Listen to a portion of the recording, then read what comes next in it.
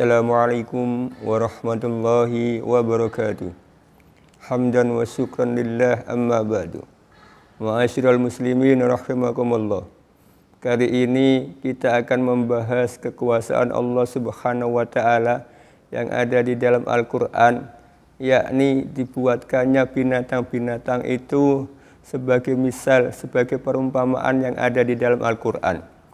Jadi Allah Subhanahu wa taala banyak menyebut binatang, baik itu binatang ternak maupun binatang liar, ataupun ada juga serangga-serangga yang dibuat perumpamaan di dalam Al-Qur'an. Itu tidak sekadar perumpamaan, tetapi itu ada hikmah yang tersembunyi di balik itu. Dan supaya orang-orang Islam berpikir, supaya orang-orang Islam berakal, supaya orang-orang Islam belajar kenapa Allah membuat dengan perumpamaan itu. Maka banyak sekali di dalam Al-Quran yang menyebutkan afala yatafakkarun, kenapa engkau tidak berfikir, afala ta'qilun, kenapa engkau tidak berfikir, berakal, ya ulil albab, wahai orang-orang yang berakal. Ini menunjukkan manusia yang bernama manusia sesungguhnya adalah manusia yang berfikir, karena Allah memberikan manusia yang namanya akal untuk berfikir, terutama untuk berfikir tentang kekuasaan Allah Subhanahu wa taala. Contoh, Allah Subhanahu wa taala berfirman di dalam Al-Qur'an surat Al-Baqarah ayat 23, Allah mengatakan, a'udzubillahi minasyaitonir rajim, innallaha la yastahyi ay yadriba masalan ma ba'udatan fama fawqaha.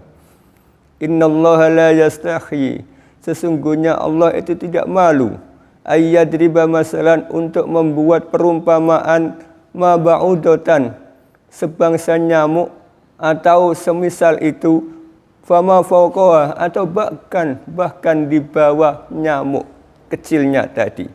Fa ammal ladina amanu, adapun ketika dihadapkan kepada orang-orang yang beriman, fa ya'lamuna annal haqqu mir rabbihim, maka mereka orang-orang beriman akan mengatakan inilah hak, inilah kebenaran dari Allah Subhanahu wa taala. Wa ammal ladina kafaru fayaquluna madza aradallahu bihada masala.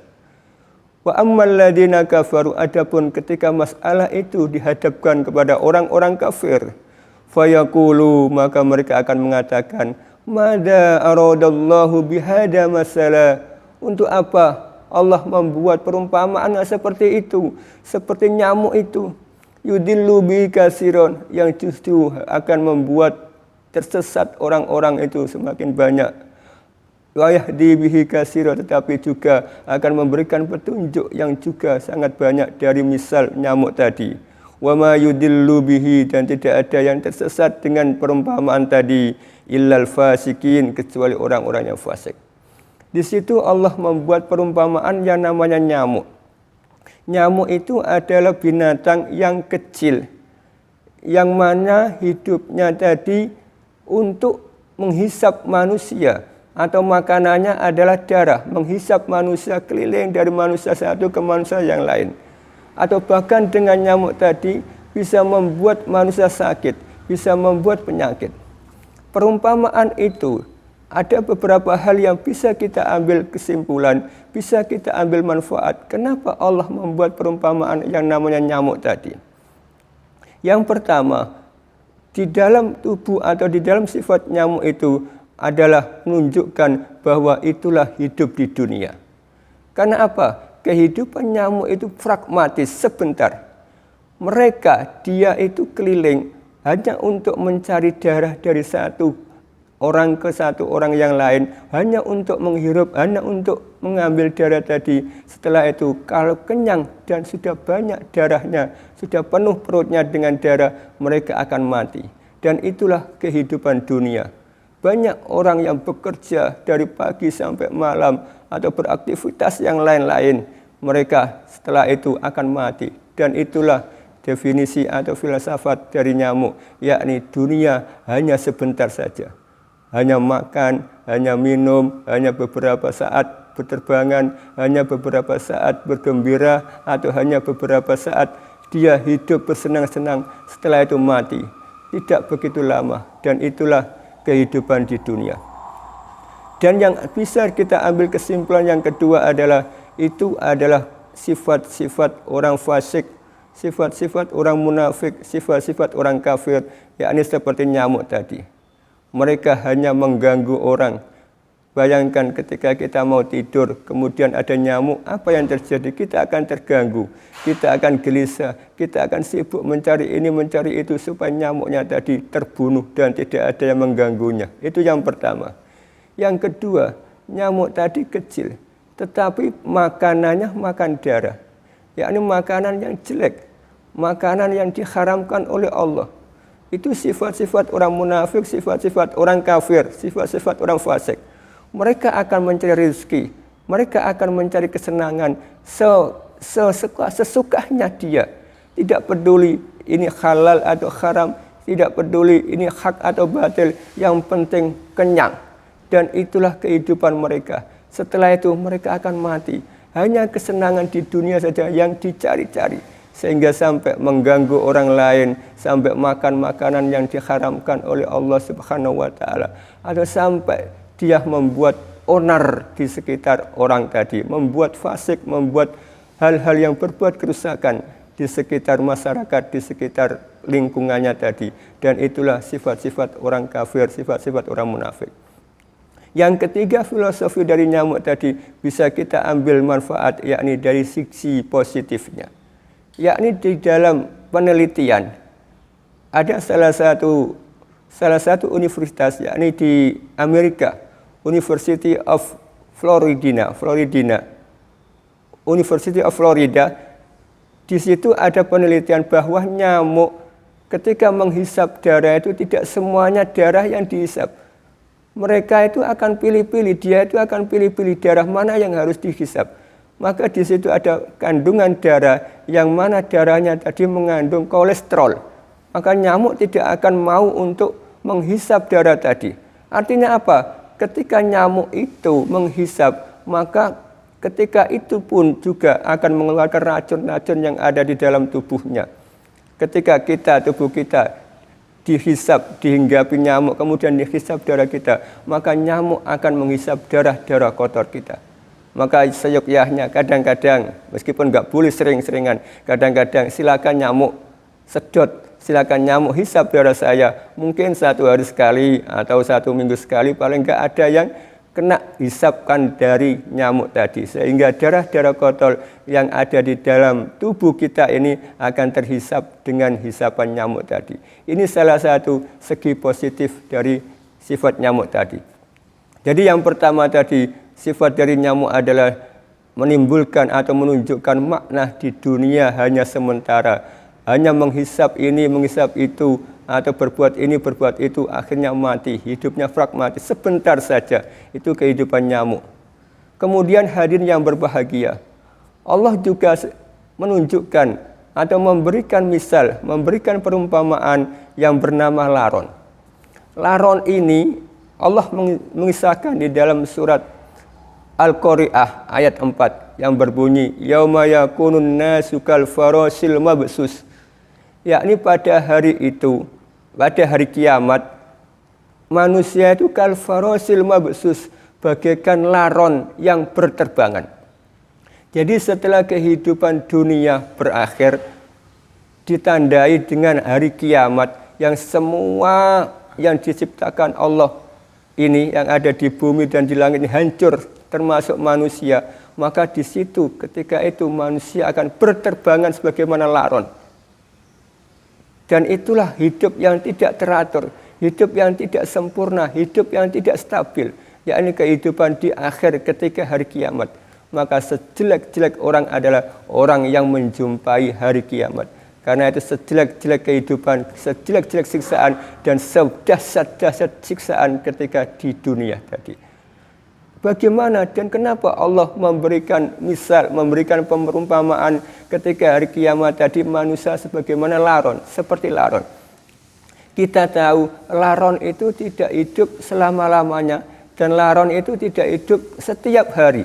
Pasti ada masa-masanya, yakni ketika hujan, ditandai adanya hujan deras, kemudian mereka itu akan muncul. Dan munculnya juga tidak beraturan.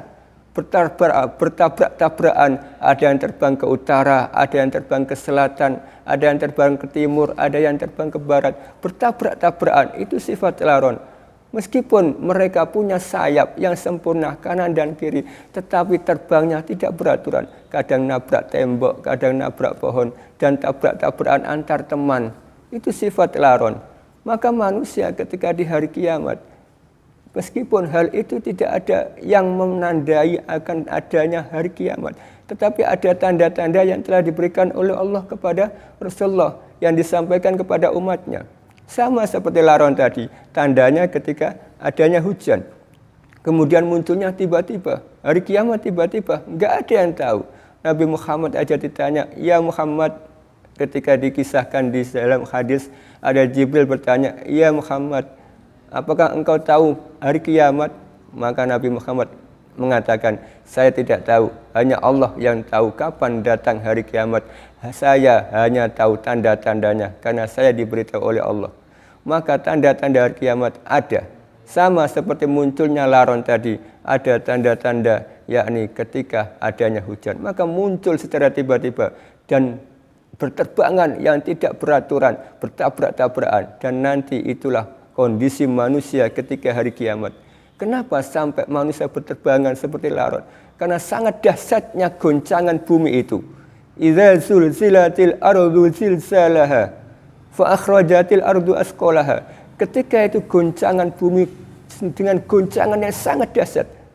Kalau kita mungkin pernah merasakan gempa bumi di sekarang ini, di bumi sekarang ini, mungkin itu tidak seberapa. Tapi nanti goncangan sangat dahsyat. Manusia tidak hanya bergoyang ke kanan ke kiri, tapi sampai berterbangan. Bumi-bumi meledak sampai manusia berterbangan ke kanan ke kiri, teriak. Sejelek-jeleknya tadi, sejelek-jeleknya kondisi, yakni kondisi di akhir atau kondisi di hari kiamat tadi. Dan itu sama seperti laron. Kemudian setelah itu laron setelah berterbangan, sebentar saja muncul matahari, maka akan rusak tubuhnya, akan jatuh, akan copot sayapnya kanan dan sayap ke kiri. Padahal sementara saja tidak ada yang merusaknya. Itulah sifat laron. Maka ketika nanti hari kiamat manusia berterbaran seperti nyamuk atau berterbaran seperti laron tadi, akhirnya tumbang juga, akan hancur juga, tidak ada daya. Maka di saat itu tidak ada bermanfaat. Meskipun waktu di dunia hidupnya paling kuat di dunia, atau meskipun di dunia paling kaya, paling power atau paling super ketika di dunia, tapi nanti di hari kiamat akan tumbang juga ketika mendatangi hari kiamat itu. Kemudian yang ketiga, Allah juga membuat perumpamaan yang semisal tadi, semisal nyamuk, semisal laron, yakni belalang. Allah Subhanahu wa taala berfirman di dalam surat Qamar ayat 7 yang berbunyi, khusu'an absaruhum yukhrajuna minal ajdasi ka'annahum jaradun muntashir. Nanti di hari kiamat, setelah hari kiamat, maka di situ ada hari kebangkitan, Yaumul Bas. Dan ketika hari kebangkitan tadi, manusia dikumpulkan, manusia diarak atau dijejer istilah kita, digiring dengan kondisi tubuh, dengan kondisi wajah menunduk. Khusu'an absaruhum yukhrajuna minal ajdasi ka'annahum jaradun muntashir. Maka berjalan terus seakan-akan seperti jaradun muntashir, seperti belalang yang berterbangan lurus. Apa arti makna tadi? Yakni belalang itu ketika berjalan teratur, berterbang teratur. Ketika di depannya ada hal yang menghalangi, dia pasti akan berbelok sehingga dia akan berjalan teratur, berterbaran. Meskipun bersama-sama berterbaran atau terbang, maka belalang itu akan lurus. Maka itulah kondisi manusia ketika di Yaumul Bas, ketika hari kebangkitan, ketika dikumpulkan di padang mahsyar. Seluruh dunia nanti akan kumpul di padang mahsyar. Meskipun ada yang meninggal di Indonesia, ada meninggal di Afrika, atau bahkan meninggal di Arab, nanti akan jadi satu, kumpul di padang mahsyar, berkumpul jadi satu, berjalan dengan rapi, dengan teratur dan terarah, tanpa ada halangan apa-apa. Tadi diumpamakan seperti belalang yang lurus, dan itulah kehidupan yang abadi. Itulah kehidupan yang teratur dan itulah kehidupan yang sempurna. Sebaik-baik dan sesempurna-sempurna kehidupan, yakni kehidupan nanti di akhirat. Dan itulah kehidupan yang hakiki, sangat teratur, diatur oleh Allah Subhanahu wa taala. Lain dengan kehidupan dunia atau lain ketika di akhir kiamat atau hari kiamat. Tetapi di hari pembalasan ini manusia akan dikumpulkan sebagaimana belalang yang bertebaran atau bertebangan. Di saat itu mereka akan lurus berjalan searah tadi.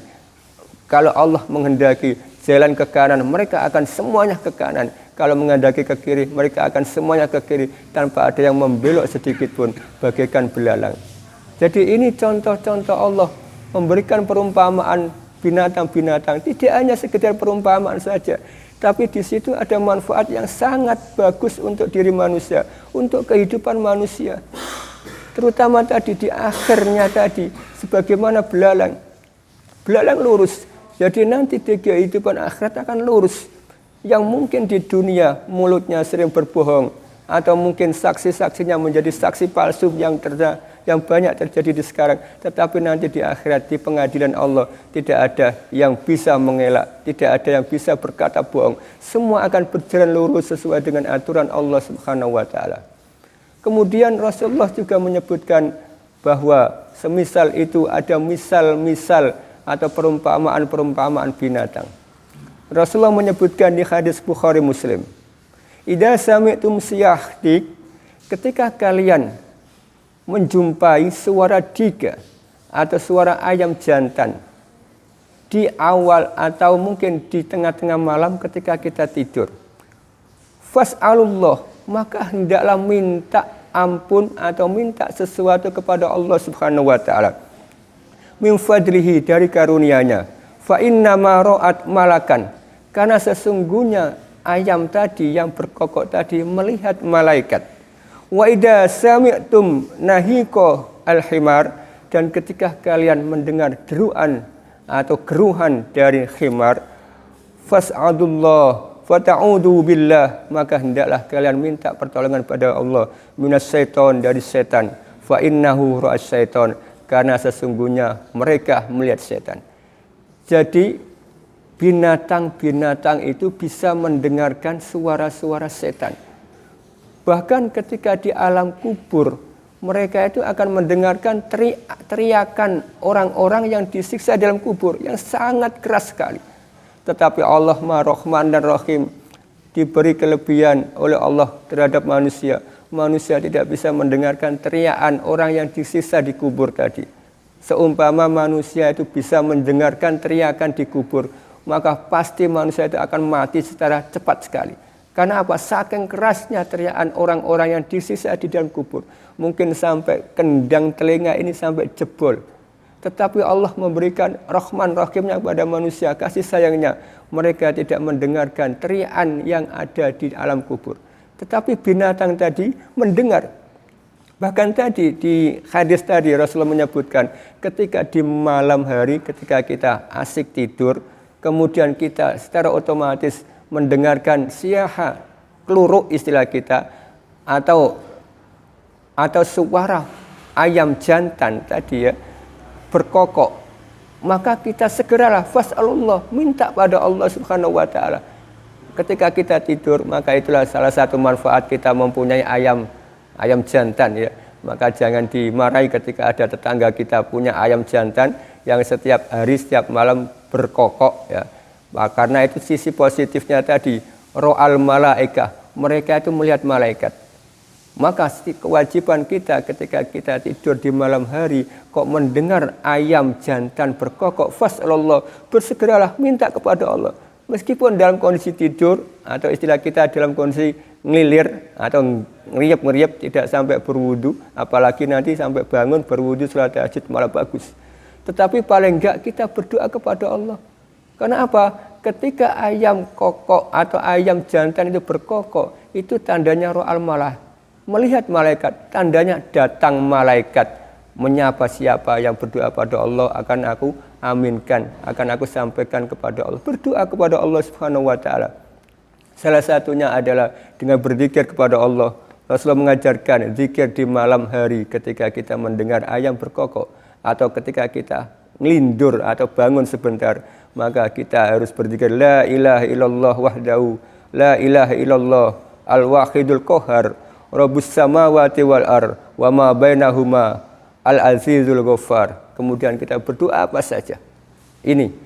Jadi ingat, ketika di malam hari ada ayam berkokok, kita nggak boleh santai-santai tidur meskipun kena ngantuk. Minimal kita berdoa kepada Allah Subhanahu wa taala, karena malaikat datang mencari siapa yang berdoa kepada Allah. Apalagi dilanjutkan dengan berwudu dan salat tahajud. Kemudian kata Rasulullah, ketika seseorang di malam hari mendengar deruan khimar, atau mungkin kalau di Indonesia nggak ada khimar, binatang semacam khimar, semacam sapi, semacam kerbau, atau semacam kuda. Dan itu ketika di malam hari bersuara, berderu, atau ngereng istilah kita, maka segeralah minta ampun kepada Allah. Fasta'id billah, minta ampun kepada Allah Subhanahu wa taala, istighfar sebanyak-banyaknya. Karena apa? Ketika itu mereka melihat setan datang kepada mereka, atau setan datang pada kita dengan suara binatang-binatang tadi. Maka itulah salah satu manfaatnya kita berternak atau kita mempunyai binatang yang semacam ayam jantan atau semacam sapi, semacam kerbau, semacam kuda. Jadi salah satu manfaatnya itu, di samping itu dagingnya atau manfaat lainnya bisa kita ambil manfaatnya. Karena binatang-binatang itu diciptakan oleh Allah untuk kita, untuk manusia. Karena itu salah satu kasih sayangnya Allah kepada manusia. Maka bersyukurlah kita sebagai manusia yang diberi oleh Allah kenikmatan yang sangat besar yang tidak diberikan oleh Allah kepada makhluk selain manusia. Akhirul kalam, billahi taufiq wal hidayah. Wassalamualaikum warahmatullahi wabarakatuh.